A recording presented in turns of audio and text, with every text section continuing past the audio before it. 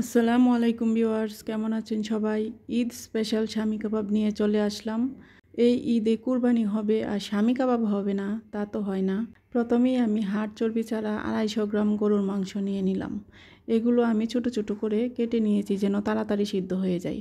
স্বামী কাবাবের আরেকটা গুরুত্বপূর্ণ ইনগ্রিডিয়েন্টস হলো ছোলা বুটের ডাল।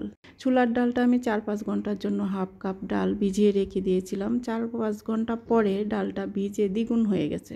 এখন আমি একটা প্যানে 250 গ্রাম মাংস দিয়ে দিলাম। বুটের ডালটাও প্যানে দিয়ে দিলাম।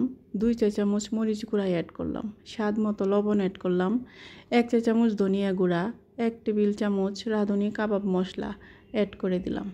এখানে কাবাব মশলা ঘরে না থাকলেও গরম মশলার গুঁড়া দিয়ে কাবাব বানানো যায়, স্বাদের কোনো পরিবর্তন হবে না। 3 টেবিল চামচের মতো রান্নার রেগুলার তেল অ্যাড করে দিলাম। এখন 4 টুকরা দারুচিনি, 4টা এলাচ, 2টা তেজপাতা দিয়ে দিলাম। এখন এতে আরও অ্যাড করে দিব থেতলে নেওয়া পেঁয়াজ 1 টেবিল চামচ, রসুন বাটা 1.5 টেবিল চামচ, জিরার গুঁড়া হাফ চা চামচ দিয়ে ঢাকনা দিয়ে ঢেকে হাই হিটে রান্না করে নিব 10 মিনিটের মতো। তারপর মাংস থেকে যে পানিটা বের হবে সেটা শুকিয়ে এলে 2 কাপের মতো পানি অ্যাড করে লো আঁচে রান্না করে নিব 1 ঘন্টার মতো। 1 ঘন্টা পর পানিটা শুকিয়ে এলে চুলা থেকে নামিয়ে ঠান্ডা করে ব্লেন্ডারের জারে দিয়ে ব্লেন্ড করে নেব। যারা ব্লেন্ডার করবেন না তারা একটু গরম থাকতেই শিলপাটায় বেটে নেবেন।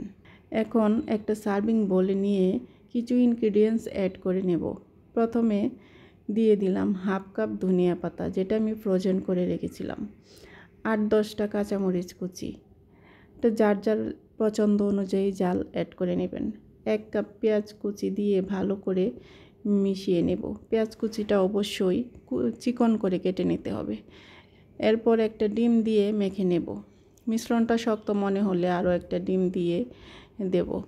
আমি এখানে 2টা ডিম একেবারে অ্যাড করে দিলাম, কারণ আমার মনে হচ্ছিল 2টা ডিমই লাগবে। আমি অনেকগুলো কাবাব একসাথে বানিয়ে রেখেছিলাম ফ্রোজেন করার জন্য, তাই অল্প ভেজে আপনাদের দেখিয়ে দিচ্ছি।